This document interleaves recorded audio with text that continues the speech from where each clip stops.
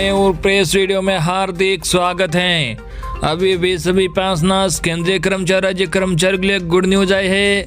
जी हां, आज salary, pension तथा महंगाई भत्ता में सरकार से डबल बढ़ोतरी पर बड़ी खुशखबरी आई है तथा साथ ही सभी पेंशनर्स व कर्मचारी अन्य भी 3 बड़ी खबर आई है, जिसकी पूरी जानकारी आपको सबसे पहले इस वीडियो में देखने को मिलेगी। तो बने रहे आप वीडियो को लास्ट तक और जानिए महत्वपूर्ण खबरों को सबसे पहले ही। इससे पहले अगर आपने अभी तक भी इस वीडियो पर एक लाइक नहीं किया तो एक लाइक कर दीजिए, क्योंकि आपका एक लाइक ही हमारी मेहनत का फल होता है। और चैनल को भी फ्री में सब्सक्राइब नहीं किया और सब्सक्राइब कर लीजिए, ताकि आगे भी आपको कर्मचारी और पेंशनर से जुड़ी हर एक लेटेस्ट अपडेट सबसे पहले देखने को मिलती रहे। आज की पहली बड़ी खबर आपको बता दें कि पीएफ की तरह अब नौकरी बदलने पर ग्रेच्युटी भी हो सकती है ट्रांसफर। जी हां, पीएफ की तरह ही अब आप एक नौकरी से दूसरी नौकरी बदलने पर भी ग्रेच्युटी भी ट्रांसफ़र करा सकते हैं। जिस तरह से ईपीएफ अकाउंट एक कंपनी से दूसरी कंपनी में ट्रांसफ़र हो जाता है, उसी तरह से अब आपकी ग्रेच्युटी की रकम भी नौकरी बदलने पर ट्रांसफ़र हो जाएगी। केंद्र सरकार की एक अधिसूचना में कहा गया है। इस संबंध में नियम जल्द लागू हो जाएगा। ग्रेच्युटी स्ट्रक्चर में बदलाव पर भी मंजूरी कायम। जी हाँ, आपको बता दें कि केंद्र सरकार, कर्मचारी यूनियन और इंडस्ट्री के बीच मौजूदा ग्रेच्युटी स्ट्रक्चर में बदलाव पर भी मंजूरी कायम हो गई है। अब ग्रेच्युटी ट्रांसफ़र को सोशल सिक्योरिटी कोड में शामिल किया जाएगा। सरकार, यूनियन और इंडस्ट्री के बीच मौजूदा ग्रेच्युटी स्ट्रक्चर में बदलाव पर सहमति बन गई है। ग्रेच्युटी को सीटीएस का जरूरी हिस्सा बनाने की भी पेशकश की गई है। सूत्रों के मुताबिक इस बारे में अगले महीने नोटिफिकेशन जारी हो सकता है।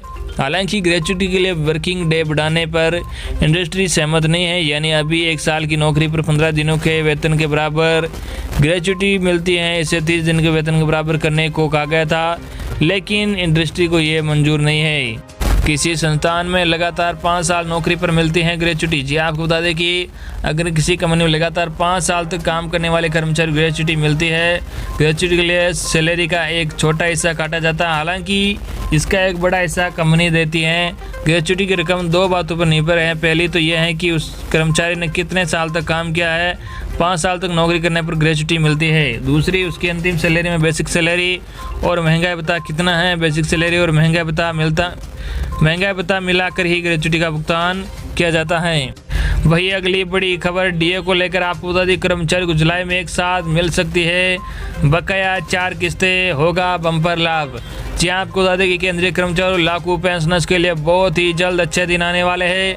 केंद्र की मोदी सरकार इस साल अपने कर्मचारियों को महंगाई भत्ते की 4 किस्तें एक साथ देने वाली है। लंबे समय से महंगाई भत्ते का इंतजार कर रहे कर्मचारियों के लिए नए साल होली का बहुत बड़ा गिफ्ट होगा। दरअसल वित्त मंत्रालय ने पिछले दिनों में बताया कि 1 जुलाई 2021 को महंगाई भत्ते का भुगतान कर दिया जाएगा। हालांकि अभी इसकी घोषणा नहीं की गई है। कर्मचारियों को एक साथ 4 किस्तें दे दी जाएगी, जो पिछले साल कोरोना महामारी के कारण लंबित थी। सरकार के इस फैसले से करीब 50 लाख केंद्रीय कर्मचारी और 65 लाख पेंशनर्स को फायदा होगा। मालूम हो, केंद्र सरकार अपने कर्मचारी साल में 2 बार महंगाई भत्ता देती हैं, लेकिन कोरोना महामारी के कारण उनकी किस्तें रोक दी गई थी। फिलहाल केंद्रीय कर्मचारी और पेंशनर्स को 17% महंगाई भत्ता मिल रहा है। अगर 1 जुलाई को एक साथ 3 किस्तें दे दिया जाता है तो कर्मचारियों का महंगाई भत्ता बढ़कर 34% हो जाएगा। महंगाई भत्ते में बढ़ोतरी होने से सैलरी में भी अच्छी वृद्धि हो जाएगी। डीए बढ़कर हो जाएगा 34%। जी आपको बता दें, डीए में एक साथ 4 किस्तों के भुगतान के बाद कर्मचारी का महंगाई भत्ता बढ़कर 34% हो जाएगा। 4 किस्तों में 1 जनवरी 2020 को 4%, 1 जुलाई 2020 को 4% और 1 जनवरी 2021 को 4% और 1 जुलाई 2021 को 5% बढ़ोतरी होने का अनुमान है। इसके अलावा मौजूदा समय में महंगाई भत्ता 17% मिल रहा है। इस तरह से सभी को मिलाकर कुल 34% डीए हो जाएगा। बड़ी खबर आपको बता दें कि पीएफ को लेकर सरकार ने दी बड़ी राहत। अब 5 लाख तक के योगदान पर ब्याज होगा टैक्स फ्री। जी आपको बता दें कि प्रोविडेंट फंड में निवेश करने वालों के लिए अच्छी खबर है। सरकार ने पीएफ में निवेश के ब्याज पर छूट मिलने की सीमा को बढ़ाकर 5 लाख रुपए कर दिया है, लेकिन इसका फायदा सिर्फ उन्हीं लोगों को होगा जिसमें एम्प्लॉयर की तरफ से कोई योगदान नहीं दिया जाता है। पीएफ को लेकर यह नया नियम नए वित्त वर्ष यानी 1 अप्रैल 2021 से लागू हो जाएगा। पीएफ पर 2.5 लाख तक टैक्स फ्री लिमिट थी। आपको बता दें कि वित्त मंत्री निर्मला सीतारमण ने बजट 2021 में ऐलान किया था कि पीएफ में सालाना 2.5 लाख रुपए तक के निवेश पर मिलने वाला ब्याज टैक्स फ्री होगा, लेकिन इसके ऊपर किए गए निवेश पर जो भी ब्याज मिलेगा उस पर टैक्स देना होगा। इसमें कर्मचारी और कंपनी या नियोक्ता दोनों का योगदान शामिल है। सरकार ने यह कदम उन लोगों पर अंकुश लगाने के लिए उठाया था जो अपना सरप्लस पैसा पीएफ अकाउंट में डालकर ब्याज कमाते हैं, जबकि पीएफ को आम लोगों के लिए रिटायरमेंट फंड के तौर पर देखा जाता है। पीएफ में टैक्स फ्री लिमिट बढ़ाकर 5 लाख की। जी आपको बता दें कि मंगलवार को लोकसभा में फाइनेंस बिल 2021 को लेकर सरकार ने पास करवा लिया है। इस बिल पर चर्चा के दौरान सवालों का जवाब देते हुए वित्त मंत्री निर्मला सीतारमण ने कहा, टैक्स फ्री लिमिट को अब 2.5 लाख रुपए से बढ़ाकर सालाना 5 लाख रुपए कर दिया गया है। इस छूट का फायदा सिर्फ उन्हीं पीएफ खाताधारकों को होगा जिसमें नियोक्ता की ओर से कोई योगदान नहीं दिया गया हो। छोटे टैक्स पेयर्स को फर्क नहीं पड़ेगा। जी हाँ, आपको बता दें कि उन्होंने कहा कि आमतौर पर पीएफ में कर्मचारी और नियोक्ताओं का योगदान होता है, लेकिन किसी में जब सिर्फ कर्मचारी का योगदान हो उसे 5 लाख तक टैक्स फ्री लिमिट का फायदा मिलेगा। वित्त मंत्री ने भरोसा दिया कि 2.5 लाख रुपए की फ्री लिमिट का फायदा 93% लोगों को होता है जो कि सब्सक्राइबर हैं और उन्हें मिलने वाला ब्याज बिल्कुल टैक्स फ्री होगा। इसलिए छोटे और मध्यम वर्ग के टैक्स पेयर को इस बदलाव से कोई फर्क नहीं पड़ेगा। पीएफ का नए नियम को ऐसे समझे, जी आपको बता दें कि मान लीजिए आप नौकरी करते हैं और आपका ये पीएफ अकाउंट है, तो इसमें आप और आपकी कंपनी 12% योगदान करते हैं। दोनों को मिलाकर इसमें 2.5 लाख रुपये सालाना योगदान होता है या इससे कम होता है, तो इस पर मिलने वाला ब्याज बिल्कुल टैक्स फ्री होगा। लेकिन आपने 2.5 लाख रुपये सालाना से ज़्यादा योगदान किया है, मान लीजिए 3 लाख रुपये से में सरप्लस योगदान 50,000 रुपये पर जो भी ब्याज आपको मिलेगा उस पर आपको टैक्स चुकाना होगा। अगर आप वॉलेंट्री प्रोविडेंट फंड यानी वीपीएफ और पब्लिक प्रोविडेंट फंड यानी पीपीएफ में निवेश करते हैं तो आप 5 लाख रुपए तक के कुल सालाना निवेश पर मिलने वाले ब्याज पर टैक्स नहीं देना होगा। वीपीएफ और पीपीएफ में नियोक्ताओं का कोई योगदान नहीं होता है। वही अगली बड़ी खबर आपको बता दें कि सरकार ने पेंशनधारियों को दी राहत, नए नियम लागू, पेंशनर्स को होगा फायदा।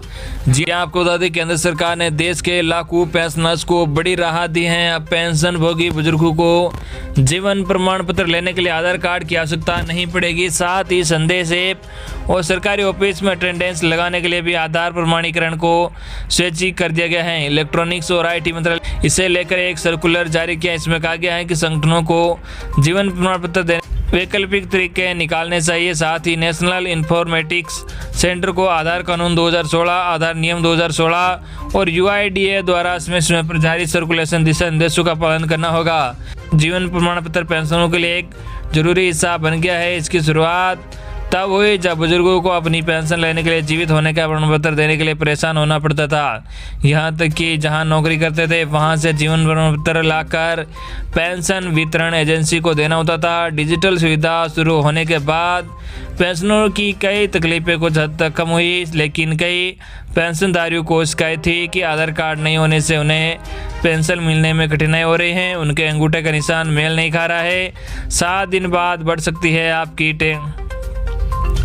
वही अगली बड़ी खबर आपको बता दें कि 7 दिन बाद बढ़ सकती है आपकी टेक होम सैलरी। जानिए वेतन के नए नियम से कैसे मिलेगा आपको फ़ायदा। जी हाँ, पुराना फाइनेंशियल ईयर खत्म होने के 7 दिन बाद यानी 1 अप्रैल से कई नियमों में बदलाव होने वाले हैं। इनमें से एक अहम नियम आपकी सैलरी से जुड़ा है। दरअसल सरकार की ओर से नियम वेतन कानूनी यानी न्यू वेज कोड 1 अप्रैल से लागू हो जाएगा। इस नियम के बाद आप अपना टैक्स घटाकर अपनी टेक होम सैलरी बढ़ा सकते हैं। ये जानते हैं क्या है नया वेतन का कानून और कैसे आप इसका फ़ायदा उठा सकते हैं। दरअसल सरकार की ओर से नए वेतन कानून के तहत आपको हर महीने मिलने वाली सैलरी में मूल वेतन का हिस्सा 50% होना चाहिए। मूल वेतन के अंदर आपकी बेसिक सैलरी, महंगाई भत्ता और ट्रेनिंग अलाउंस शामिल होगा। इन तीनों मुद्दों को जोड़कर आपकी बेसिक सैलरी की गणना की जाती है। क्या कहता है पुराने नियम। जी हाँ, मान लीजिए कि आपकी सालाना कुल आय यानी सीटीसी 18 लाख रुपए की है। मौजूदा नियम के हिसाब से बेसिक सैलरी सीटीसी का 32% होता है। इस लिहाज से आपकी मंथली सीटीसी में बेसिक का हिस्सा 48,000 रुपये का होना चाहिए।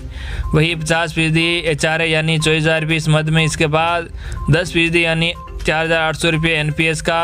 वही 12% प्रोविडेंट फंड में जो 5,760 रुपये होगा। इस तरह 1.5 लाख की CTC में आपकी मंथली सैलरी 82,560 रुपये हो गई। वही बाकी बची 67,440 रुपये की रकम अन्य मदों में जाती है। नए स्ट्रक्चर से ऐसे होगा लाभ।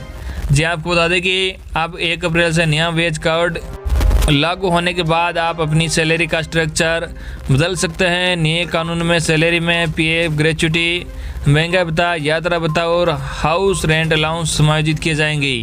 वही बेसिक CTC का 50% होने का मतलब है कि अन्य भत्ते 50% से ज़्यादा नहीं हो सकेंगे। इसी तरह PF और अन्य भत्तों में बदलाव होने से भी टैक्स का भार कम हो सकेगा, जिसका असर आपकी टेक होम सैलरी पर दिखेगा। तो ये थी आपके लिए आज की बड़ी खबरें जो हमने सबसे पहले आप तक पहुंचाई है। आई होप कि आपको आज की हमारी खबरें पसंद आई होगी। इस वीडियो पर ज़्यादा से ज़्यादा लाइक और इस वीडियो को ज़्यादा से ज़्यादा आपके मिलने वालों तक जरूर शेयर करना।